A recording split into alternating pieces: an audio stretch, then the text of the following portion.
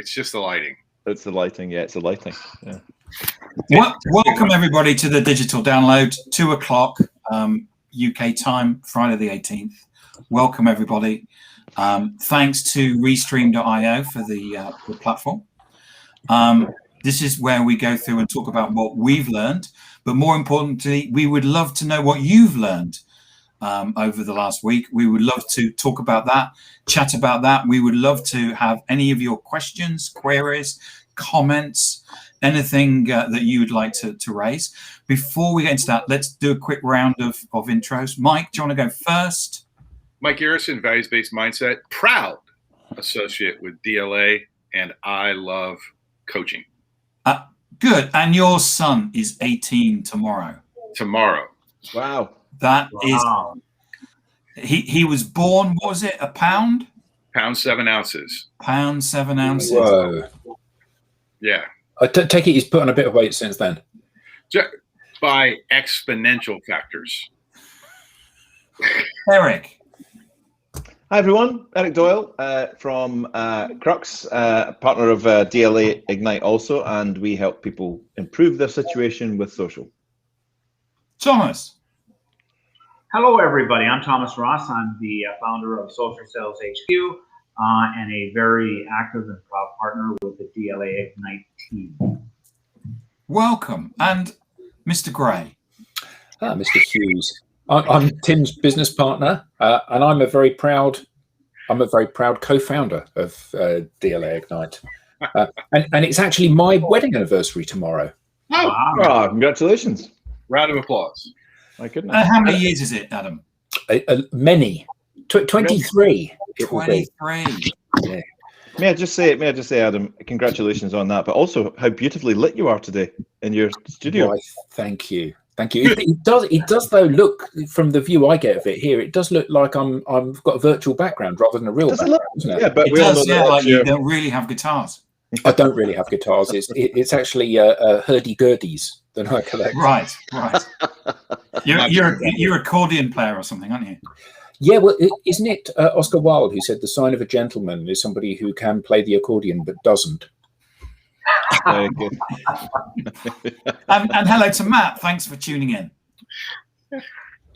Matt Who are Pybus. you? Oh, Who's this Tim Hughes fellow? Yeah, who is this Tim Hughes fellow? Go on, Tim. Yeah. You never And do me, that. I'm the CEO and co-founder with Adam of DLA Ignite. And he herds this cat show. And I'm a modest individual living in London. Very much. So you don't collect guitars though, Tim, but what do you collect? Vinyl records. And how many vinyl records have you got? About 2,000. Okay, well, there's room for me to expand my guitar collection then, isn't there? There is, yeah. I have about 878 as well.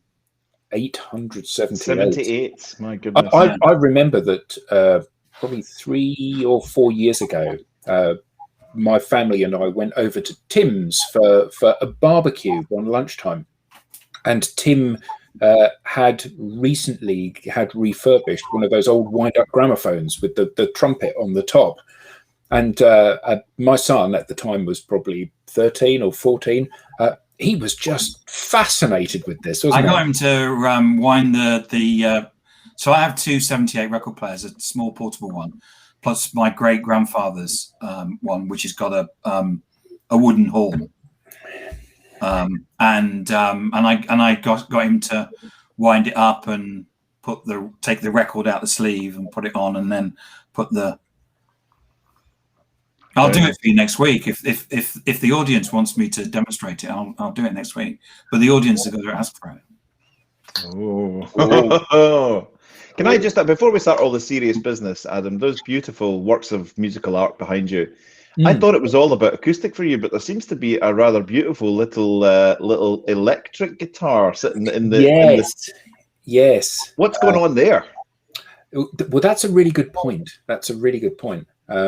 I am really into acoustic guitars, but I think that part of the reason that I'm into acoustic guitars is that I've kind of over the years upgraded the quality of instruments that I've had, and they've always been really good.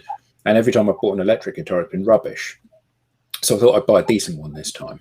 So I did. So there it is. Obviously Telecaster style, but not a Telecaster. Love it. So Yeah. I'm looking for Gimme Shelter. That's what I'm looking for. I'm looking for you to play Gimme Shelter. Actually, so I'm not. It's interesting because you kind of think guitar's guitar, but it isn't. Playing electric guitar is very different from playing acoustic guitar. So I'm currently working on Little Wing. I'm some way from performing that for the moment. But the Stevie Ray Vaughan version of it, who's I love it. Mine. My God. Double Steve trouble. So for those that don't know, if you Adam's been posting he's been posting songs of him playing the guitar and singing, and if you want to avoid those, so make sure you don't go onto LinkedIn on Saturday. Thank you, Tim. Hey, Adam, I still say Stevie Ray Vaughan at Austin City Limits, one of the best live performances ever. Yeah, brilliant. Stevie Ray Vaughan is one of those people where I remember hearing a song of his. Was that the Rain one? And it was one where I actually couldn't stand the weather. The Weather Girls or something. I turned over to the side of the road and had to finish it, sitting at the side of the road to listen to it. Amazing. Anyway, Matt has asked a question. He's heard the term imposter syndrome recently, and he would like to know, what is it? What do you think about it? And have you suffered from it? And what's your and Vic? Sorry, I've got to go take a really important call. Sorry, you're breaking up. How dare you, Matt Pybus, come in with intelligent questions at this time of the day? I thought we were that is a really intelligent question, isn't it? It really is. And I think that answering that, we need to consider the other side of the imposter syndrome coin, which is the Dunning-Kruger effect, which is also funny as well. So that's right. The Dunning-Kruger effect is a well-documented psychological positioning that people have, where they're so useless at something that they don't understand how useless they are at it, and they think therefore that they're quite competent at it. And typically that's when you have people who's and this is not any kind of criticism of, for argument's sake, a builder. You know, they spend their day laying bricks and driving white vans, and yet they think they'd be better at managing the England team than the England football manager would. It's a good metaphor. Yeah. Bitcoin.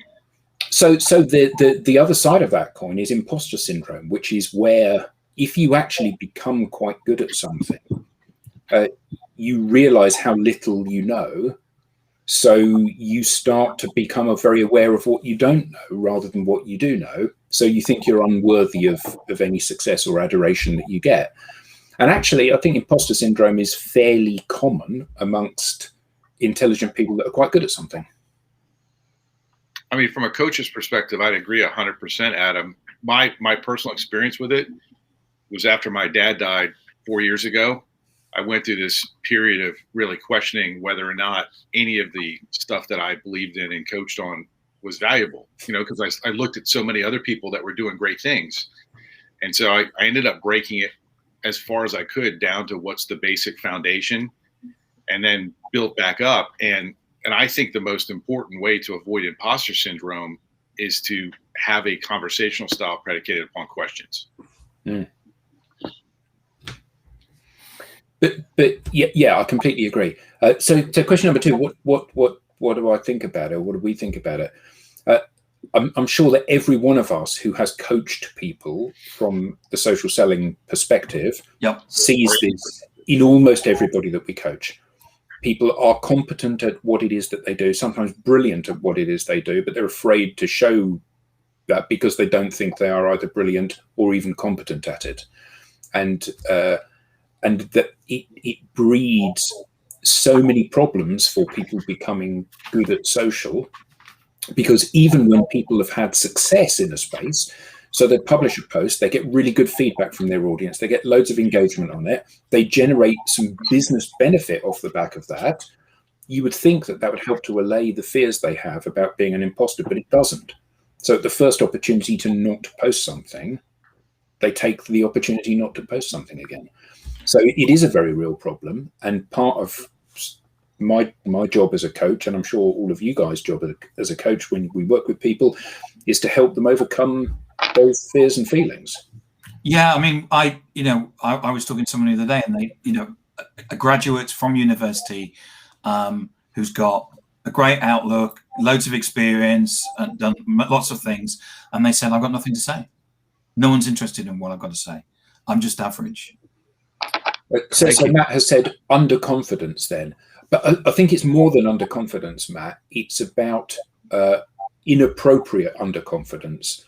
This is not about somebody not being confident to stand up and deliver their view. It's believing that their view is wrong and they don't have a position to be able to hold something on that. I think there was a brilliant piece written about this by a doctor. Can't remember, but it was many years ago in a piece that I was doing. It was about this, and it was about the roots of this imposter syndrome and where it might come from. And I love the fact that it's actually rooted in a couple of different areas where we might not, many of us will sit there and say imposter syndrome is when someone just feels they've got no confidence, but actually there's a lot of avenues for it, and there's 5 main, if I can remember them, the 5 main areas that she said that she's tuned into. So if you are a perfectionist, for instance, and your whole life's about getting things done to perfection, and you can't perfect something, you feel like a failure, you feel like an imposter. If you are a person that spent your life picking up new skills and you're naturally good at everything, and you become known as that person that's the kind of naturally gifted, he's a natural sportsman, he's a natural at this, and then suddenly it doesn't work, they feel like a bit of an imposter. The soloist who's built everything that he or she has done themselves, and it has to be about them, and then all of a sudden they actually need a bit of a help with something, they feel like a failure, they feel like an imposter. The person who's an expert, the person who's a superhero, if they've built pillars for themselves and all of a sudden those pillars just can't help them achieve what they're trying to do, they end up in this space where they feel a little bit lost, and that imposter syndrome starts to overtake them. So my tuppence worth is, and what I remember about that thing was acknowledging your feelings at the time, and very relevant to the work that we chaps do is building connections that will help you support all of that, get a really good support network around you, challenging your doubts. And the number 1 for me is avoid comparing yourself to others.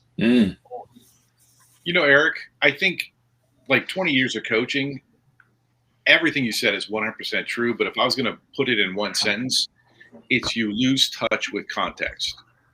So many times people that are like, we all have a little bit of imposter syndrome because those are those 5 avenues. I saw that article. It's brilliant. Yeah. She's an amazing person. Thank God I'm not a psychologist, or I'd feel like an imposter syndrome.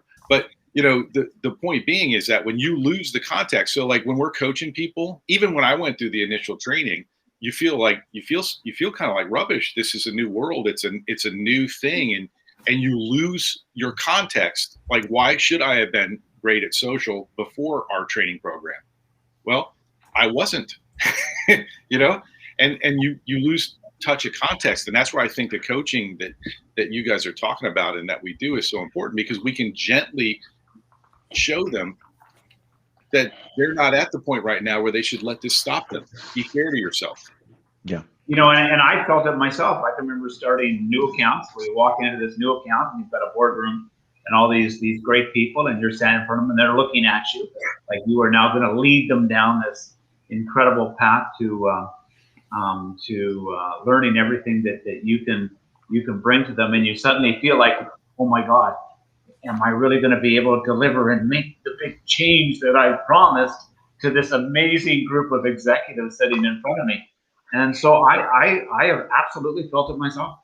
Totally. And do you know what's a beautiful thing? Because I've caught myself a few times staring in the mirror saying, when am I going to get this? When am I going to get good at this? And then going, you're doing it right now.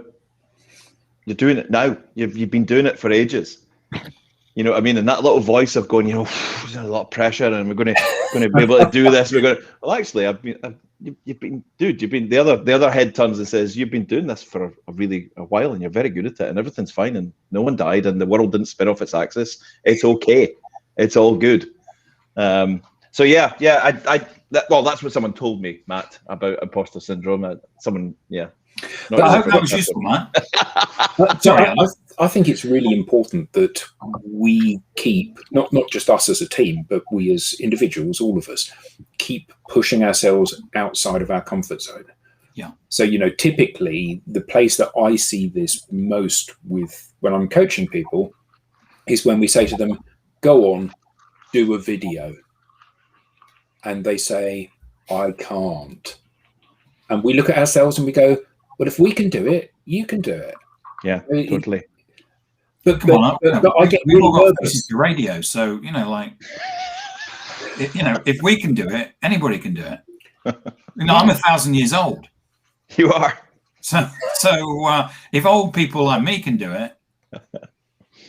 But I think that it's also like, just because so Eric does some fantastic videos that are really kind of relaxed and funny and sophisticated, cutting to things that, and people look at that and they go, I could never do something like that because, I get really nervous. Yeah, we get nervous in front of a video. It's all right. It's all right to get nervous. It's okay to fight those fears and to overcome it. It's part and parcel of what we need to do. And the great thing about a video, as opposed to speaking to an audience or doing a pitch, is if you get it wrong, you can do it again and again and again and again and again and again and again until you get it right.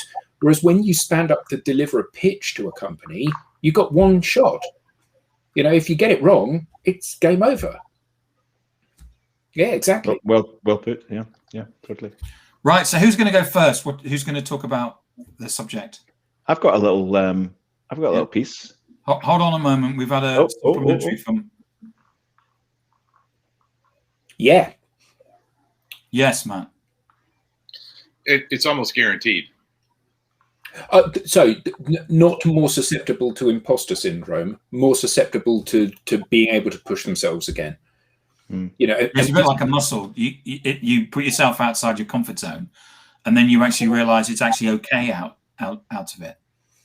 And we see the converse of that. So if we say to people, you need to publish a piece of content every single day, and they publish something today and tomorrow and the day after and the day after and the day after and the day after, and they get into that habit of doing it, and then they don't publish something one day, they think, oh, well, I didn't publish something that day and it was all right. And then a few days go past and they don't publish, and eventually they end up not publishing stuff because they've given themselves permission. So give yourself permission to go outside of your comfort zone, and you'll see that, you shoot a video, nobody likes it, you haven't died. So you can shoot another video and eventually people will like it. Yeah. Just remember that human progress is not linear, right? There is a universal formula for how human beings improve performance. Stress plus recovery drives adaptation. And I think one of the problems that people have is they don't plan on how they're going to recover, and they just keep pressing the gas. And I think that's so important when we interact with people, being empathetic. We are, but it's not just get out there and post 1 million times. The strategy I found to be so amazing when I came on board was it wasn't overwhelming. It really wasn't. It gave me time to recover. It gave me time to grow and improve. And I think and order a cowboy hat. I was about to get onto that. I just thought it was fantastic that you could have a rest day. I mean, it's right there. It's right Cowboy there. Mike is ready. The sheriff of social is in the house. Get off your horse and drink your milk. All right, Nick's here. Hi, Nick. Fill your hands, you son of a. I was ready for you. I was ready for you, my Scottish brother. You were. So if you don't know, you go to Mike's LinkedIn profile, and you will see that he's done a video dressed as a cowboy. And very fetching it is too. And it's a very good video as well. So it is actually well worth checking out. And Matt's giving you. It's Woody's roundup. Matt gives you 2 cowboy hats. And Sandy's here. So hi, Sandy. Hi, Thanks Sandy. for being in again. Appreciated. If you pull the little plastic loop on Mike's back, it says, "I love financial advisors." I cannot wait till I see you in person. I'm going to break you down like a shotgun. What was the cowboy called from Toy Story? Woody. Oh, Woody. Eric had something he wanted to talk about. He had an article, I think. I think we should. Yeah, come on, let's change the subject. So this whole thing that we do is summarising a week in digital and things that we've noticed, and I found a little beauty of an article written by Aaron Templar, published in Marketing Profs only yesterday. Aaron, let me just pull up his profile, is the founder and strategist of 3/4 out of Denver, Colorado. I did send him a link to this to your profile, Tim. I don't know if you're in the audience, Aaron. If you are, we loved your article. So 3/4. I even like the way they describe themselves. We are an unagency, the agency we always wanted to hire. I love that. That's pretty cool. So Aaron writes in Marketing Profs a really powerful piece. I called it a peach. Thomas called it a hand grenade. But I think it's a really small piece, but it's so well researched with such great. We can maybe put the link to it in the chat, Tim. Yeah. So why social media should leave your marketing department and where it should go instead. I mean, what an opener, right? So I'm not going to go into the complete piece. So Aaron gives us 4 reasons why social media should leave your marketing department and go somewhere else instead. Now, he puts it all in context and gives some wonderful, really nice links to it. There you go. Perfect. He starts by saying marketeers have strong biases and talks about the fact that we've discovered significant implications for social media marketing going into 2021. Number 1, marketeers still don't do data very well. And he cuts to the chase and gives us some really, 67% of executive marketeers can't quantitatively measure the impact of their social media marketing. That percentage balloons to as high as 77% in some B2B sectors. And he produces a nice report that backs that up. Please go and do the research. Number 2, let's face it, organic social media marketing rarely works. And he links to an article by Avinash Kaushik, one of the most respected analytics and thought practice leaders online, who says, kill all the organic social media activity by your company, all of it. And he links to that article. Number 3, build social online groups and unlearn marketing. Pretty powerful. Marketeers need to come to terms with it. Unlearning, need to come to terms with a really tough reality. The most thriving social media communities with a marketing bent tend to be built within 3 narrow contexts. And he talks about the fact that we need to move marketing out of social media out of marketing and into customer care. And I think that's beautiful. It's a great little article, a great little piece. He goes into great depth to explain it all. But he finishes by saying, and I think it's a nice little flourish at the end, marketeers, let's raise a glass and say cheers together. Goodbye to hopeful thinking and hello to clarity, which I think is beautiful. So go check it out. It's a great piece. It's on Marketing Profs, written by Aaron Templar, published yesterday, and a really good challenge as to where. And I find that a lot. I'll talk to organizations. We'll talk to organizations about this strategic business transformation that we're going to, and they're like, yeah, but we're doing other marketing campaigns right now as well. Well, I don't know what part of this you've missed. This is nothing to do with a marketing campaign. We've spent half of our marketing budget already. Okay. This is not a marketing campaign. So this is business. This is changing your business. This is investment for the future. So super article, and I really loved it. There's some great little quotes in there, great links to other articles as well, which are really worth reading. Thank you, Aaron Templar, for a great little piece in Marketing Profs. So Restream isn't allowing me to push that link out to LinkedIn. I'll pop it on LinkedIn. Could you put it on the? Yeah, in the chat. Thank you. I've been reading the error message, and it says it's on one leg. In commenting on your article, Eric, and I love that. I mean, and I called it a grenade for a reason, because that's what you want to roll into the boardroom when it ends up. The fact is that marketing has a very strong role, but social media is, and I agree with them, is not one of them, right? They bring the wrong perspective. They bring the wrong goals, the wrong ideas, the wrong measures. Well, they don't have any measures. So they just, in fact, that ball gets dropped sooner than it was put on the table. And they don't want the ball in the first place, right? They think social media is a waste of their time and energy in some cases.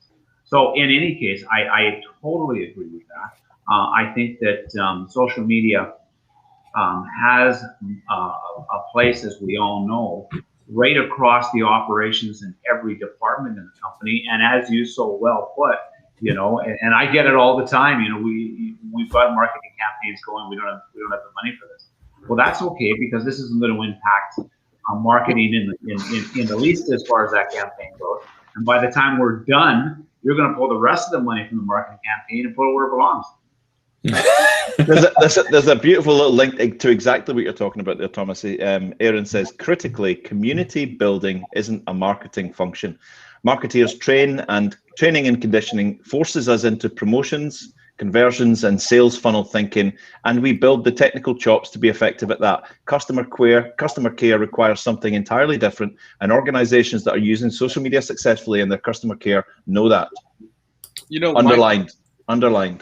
I love it. My whole take on it, and thank you so much for finding this article. I signed up for everything they do as a result. Mm-hmm. But my take on it is it's a mindset challenge, and I've written about this. We've all written about this. Marketers didn't get into marketing to talk directly to consumers, to talk directly to buyers. They want to transmit information, and they're amazing at it. But that's not how social media really works, and that's why none of those strategies pan out. Because the people in your organization that are going to be on social need to freaking be social. They need to be comfortable conversating. So Eric did some research around why do people come to LinkedIn, and the answer was that people come to LinkedIn to be social, not to read your brochure. Shocking. That's right. Not to read your brochure. Unbelievable. But I will say one other thing though. We're picking on marketing, but the truth is I've yet to meet a sales manager that understands how to properly use social media either. So yes. The VP of sales is in the same box as the VP of marketing or the CMO. They don't get it, and therefore there's no way they can properly deliver. But we do find, and this is a really important thing to underline here, marketing, sales, operations, management, leadership, technical, HR, whatever it might be, when they link arms digitally, very powerful together. Very powerful together, right? They all have roles, as you quite rightly said, Thomas. They all have roles. They all have strengths. They all have abilities that they can put in. And linking up all those digital brains and that digital thinking and digital activity is gold to watch it happen. But maybe if it's landed just in the one department or the one place, it's lost and it's not really working. I think that's what it's gold. Very gold. It's gold. Yeah. There's golden in their hills. I think Adam might have said at one point that it's important to have a comprehensive strategy for the entire team, so that like everyone knows what they're supposed to do. Maybe you said that, Adam. I think I'll take that. It sounds far too intelligent for me. Probably Tim or Eric, but imposter syndrome. There's that imposter syndrome again. Adam, justifiably so. Eric, yeah, carry on. Eric, can I challenge one thing that Aaron has written? Which part is that? Could we connect him, do you think, with the CEO of Cyberhawk? I think we probably could, yeah. Because he says in the article that organic social media marketing rarely works. Well, I think he qualifies that by sort of alluding to the fact that just posting up advertising and stuff like that doesn't really work. See. Just paid media rather. Yeah, so what I took from that is that he's saying if you post up your adverts and sit back waiting for orders for the phone to ring, you're stuffed. You are stuffed. Yeah, you are. Yeah, give it. Yeah, I think that's what I got from it. I may be wrong, but I think that's where he's going with it. Well, since I agree with you, you're not wrong. Fair enough. Okay. It is my opinion. Can I write that down? Fact. Sandy left a comment. Many marketers have told me I don't use LinkedIn. ... Mind blown. Absolutely. I mean, it's. Do you know? A week and a half ago, I did a poll, didn't I, on LinkedIn that said, "How important is social media for the development of your business?" Yes. Crucial, very important, not so important, basically unimportant. Irrelevant. And what I found simultaneously shocking and really concerning was that of the people that answered in the fourth category, basically this is of no relevance to me at all, there were maybe 30 people that answered that way, and half a dozen of them were sales directors or managers, and half a dozen of them were marketing companies, people from marketing companies, and one of them was somebody from a social media analysis tool company. And it's like, this is like me starting work at a vegan shop, turning up with a beef burger. With a bacon sandwich, yeah. Yeah, it doesn't compute. So I'm with you, Sandy. Mind blown, utterly. We couldn't believe it when, because you can see, people know that when you click on the things, you can basically see who's done it, and it's from a well-known social media tool company. The sales director there does not believe that social is important. Well, was that a tumbleweed that just blew across in front of Eric there? He's absolutely killing it with cold calling. Yeah. Hello, would you like to buy my social tool? Now, why are you cold calling me? Hey, Eric, you played rugby, right? Yeah. But you got to have somebody at the bottom of the league, Mm-hmm. So that's what this is. You do, yeah, you do, absolutely. My goodness me. Yeah, for everybody in the top quartile, there's somebody in the bottom quartile. That's the nature of it, isn't there? Yeah, so Thomas wants to talk about breaking up big tech. Oh, come on, Thomas. Sure. So there's been quite a bit of talk in the United States with respect to the government now stepping in, and by the way, this is across all parties, so it isn't restricted to one side or the other. This is actually across all parties, and they are now talking very seriously and writing bills and laws around breaking up Google and Apple and Facebook and so on. And this is a very real thing that's now happening. And when you really look into the details of it, as I've had a chance to read into it a bit, I think I agree with it. Was this argument piqued by Roger Waters in his press conference? That was awesome. When he went off into one at Mark Zuckerberg and Instagram. That was awesome. I don't think so, but it should be. Yeah, I don't think so. So you said, Thomas, that they're actually in the process of starting to draft up bills in the States. Fact, there's been a couple written already. Yeah. So it is coming. There's no question about that. Now, why is that important with respect to our conversation? Yeah, why is it important? Outside of the audience, right? Because many new channels, social media channels that have come up, and some do better than others. I mean, Clubhouse most recently is one that we've all been on and have tried. It could be argued that some of the behemoths have found a way to kind of stymie the growth of that particular channel.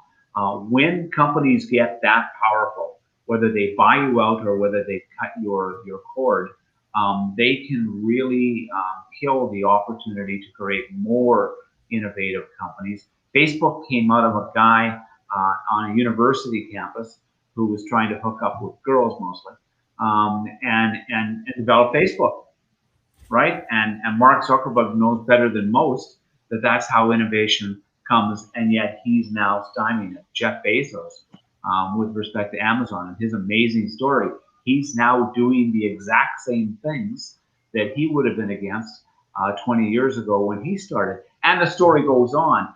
And Google, oh my God, I mean, Google to me, when I really look at all the tentacles that Google has out there, is at the center of it.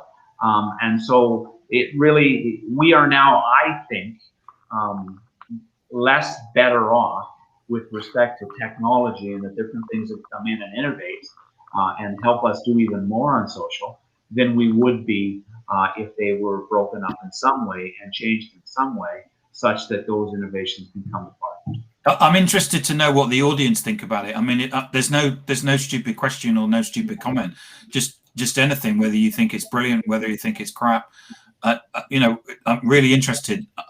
Thomas told me he was bringing this to the team, and I thought it was just a great thing to debate. It's a tough one. It's a toughie because the behemoths, the people that have the monopolies, the big ones you mentioned there, have the ability and the bankroll to fund amazing tech progression, and we love all that. What we don't like is when it starts to impact on our daily lives in a negative way. I mean, I don't even like it in the way that I was talking to a colleague on my phone while I had a social media channel open this morning, and I was talking to a colleague on my phone. This mic here was hooked up to the computer, and I started talking about a CRM system in front of my eyes. I've never had an advert for that CRM system. In front of my eyes, in my newsfeed, came 2 adverts for that CRM system that I've never spoken about before, popped up into my newsfeed as I was. So we don't like that, and we don't like all the political intervention and all of that. But it's a double-edged sword because Google, Microsoft, Apple. Would you even put Tesla in there? I'm not sure. So in the list is Microsoft, Google, Facebook. There was another software? Apple. Apple, yeah.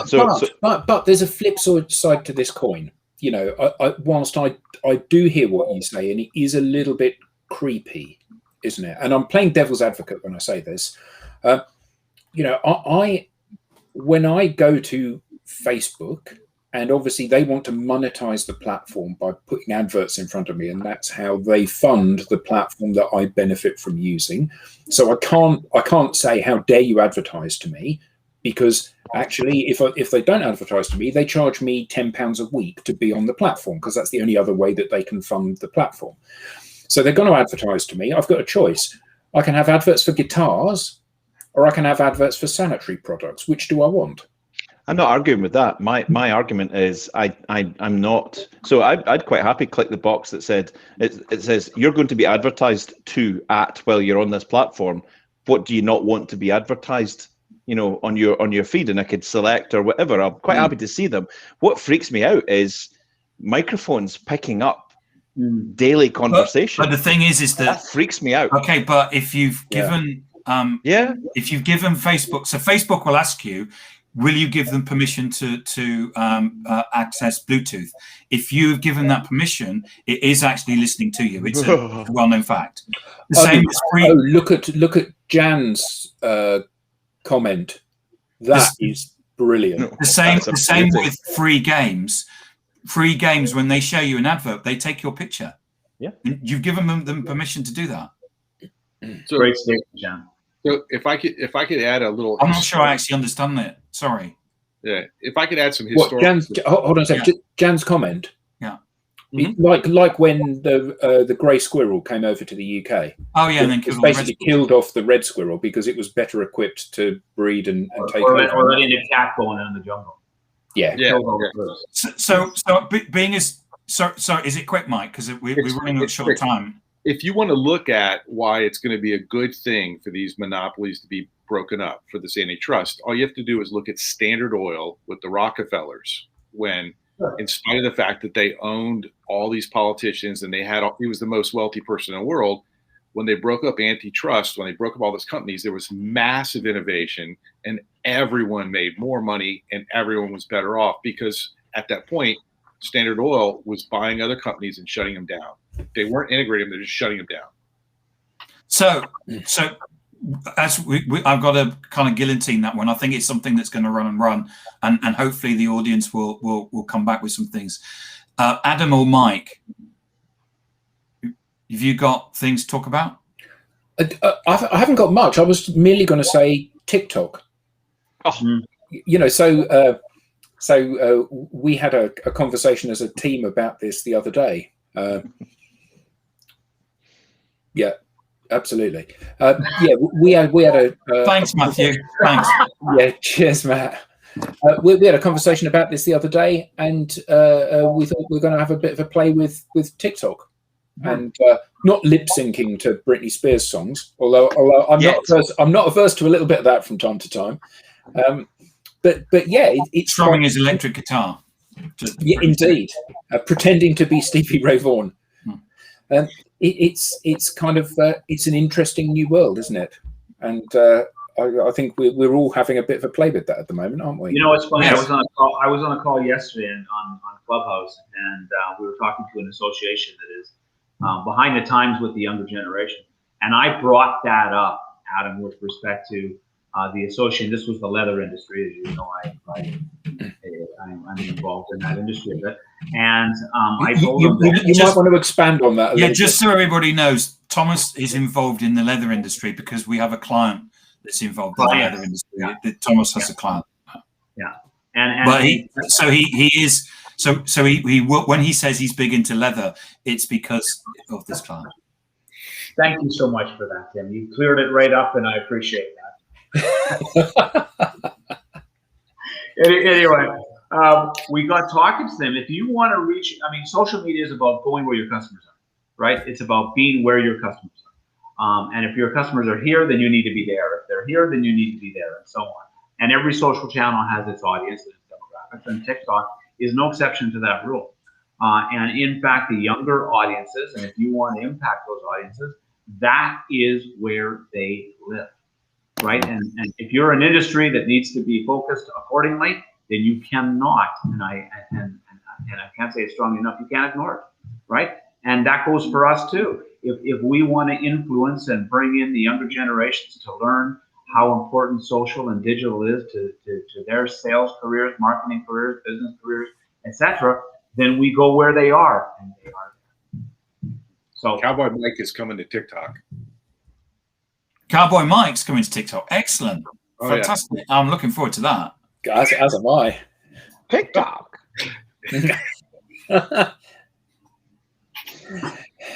It's great fun. It's great fun, and already getting some nice interaction and some nice some nice stuff. It's you know, it's great. We produce a lot of nice content, and splitting it up and sharing it across, and doing some unique stuff as well for that platform has been an absolute joy this week. So loving it. Excellent. And I think it's you know, one of the things about social media is about having an audience and then and seeing that either gaining a new audience on TikTok or moving the audience that you've got to your other platforms. Got a great comment here from Jacob. Yeah. Or Jacob. Yeah, very, very true. Mm-hmm. Yeah, I put up a video the other day, like last night, and I've got like 1,000 views. And it's me with crooked teeth talking. Still growing. 1,232 views. Talking in. It's for me. It's quite funny because I've had my teeth straightened since then. So I'm actually I watched the videos. Of course, nobody actually probably sees it, but I've got crooked teeth in them. Nobody else noticed it, probably, Tim. No, I know. I'm sure. Yes. That's the dental aspect of imposter syndrome. Yes. So Jan's dancing and lip syncing, fantastic. You need to share us where you've got those. Yeah, I'd love to see that with when you're smoking a cigar at the same time. Yeah, see if we can build you a cult following. So, Mike, what are you talking about? So, there's this cool post by a dude from Virginia. I'm partial to that, being from Virginia myself, called Marcus Sheridan, and it was an impassioned plea to not outsource content creation. And I would just like to say that, especially in industries that are a little bit more lagging on social media adoption, that you just have to deny the siren song of outsourcing your content, outsourcing building your network to these shady people. Because what you're doing is you are outsourcing your growth and your organization's growth in being able to talk to your customers. Like you're approaching social from the wrong mindset. So actually, even if your content you don't feel is good, imposter syndrome, the fact that you created it means that you are improving. And the more people you can get in your organization creating content within a strategic plan, to echo my friend Eric, right? Within a strategic plan that's designed to make you digitally dominant, you are actually hacking your growth. Everyone is improving. Everyone's getting better. But when you outsource it, you actually have no engagement with the actual benefit of process improvement. Why would you outsource your practice? It's kind of like, hey, we want to win the World Cup, but we're going to have other people do the practice for us, and we're just going to show up to the game.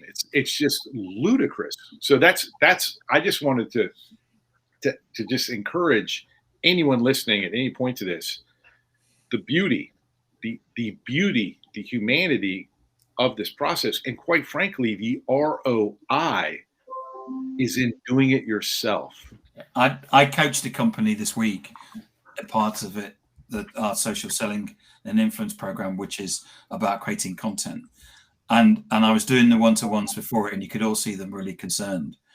I was talking to one of the sales guys, and he was saying to me, he said, I can't write content. So I said, right, okay, so let me get this right. So you did a presentation last Friday. He said, oh yeah, it was 4 hours to a customer. So I said, you're a presenter?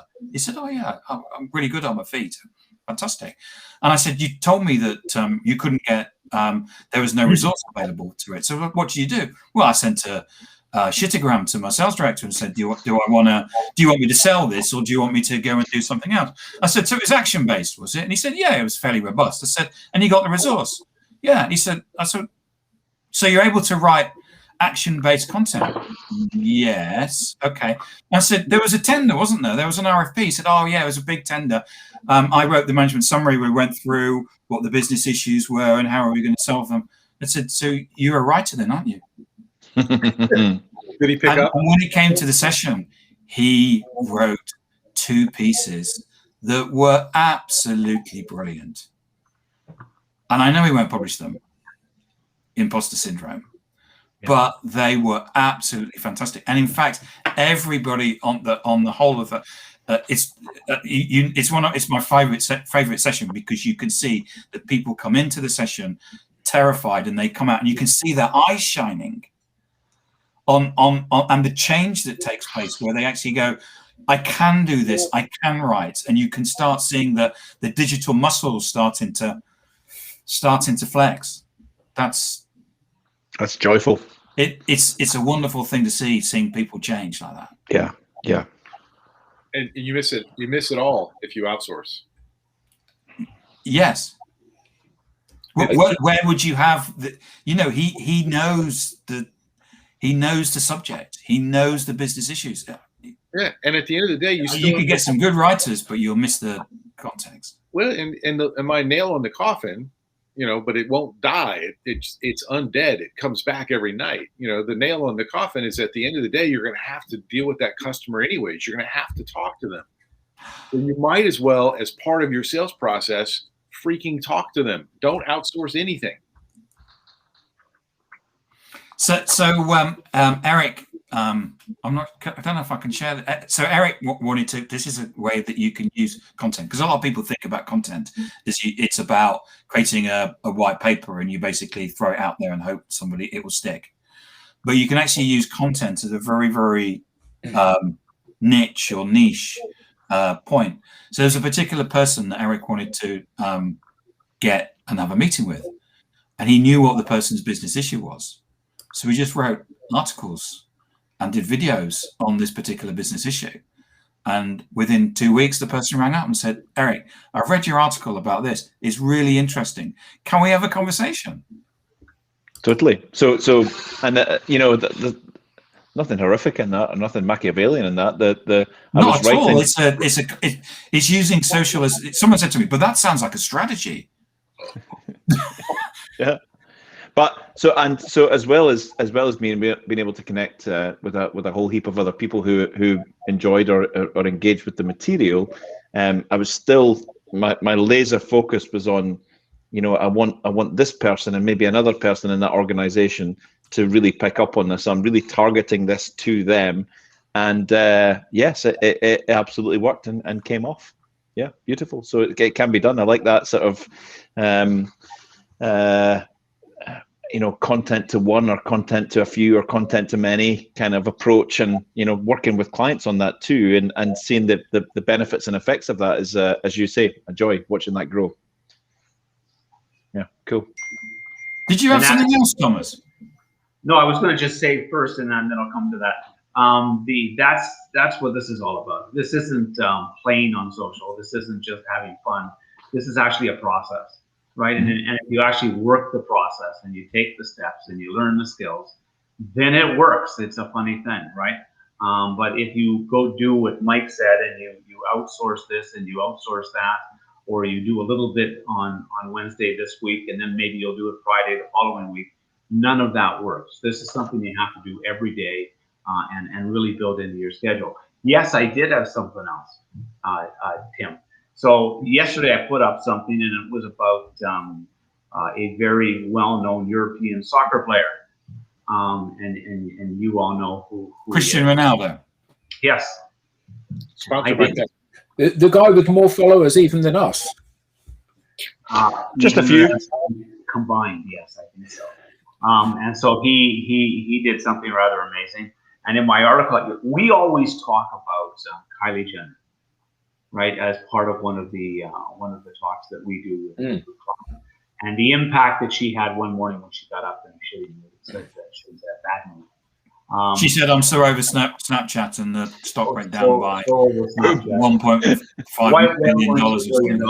Flew off Snapchat. Their slippers on, and well, this soccer player did much the same thing, only with 4 times the impact, wiping off well over $4 billion. And as of yesterday, I don't know what it's done since, but hopefully still falling. So in case you missed it, Cristiano Ronaldo was interviewed at the Euros. And he got, there was 2 bottles of Coke because they do, they're one of the sponsors. And so they do promotion, and he just basically put them on the floor and then got his water and said in Portuguese, because he's Portuguese, drink water.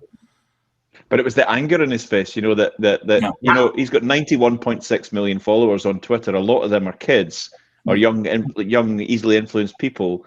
And he's all about nutrition and health and all of that. Well, and he was I mean, shaking his head, saying, he's an old man now, and he is, but he still plays brilliant football because he looks after himself. Yeah, absolutely. Can I just quickly jump in here, because I just got a lovely note from right at the top of the piece. We read it. We did a little synopsis and then review of a brilliant article by Aaron Templar. Aaron's just sent a note saying that he's tuned in. He's listening. Oh, fantastic. So we'll be able to watch the recording of this when Tim, when you hit and end the session, it will go onto your feed, and Aaron will be able to watch us reviewing your brilliant little article on marketing process. If you're out there, please say hello, and thanks for writing a great piece. We tore it to shreds in a good way. In a good way.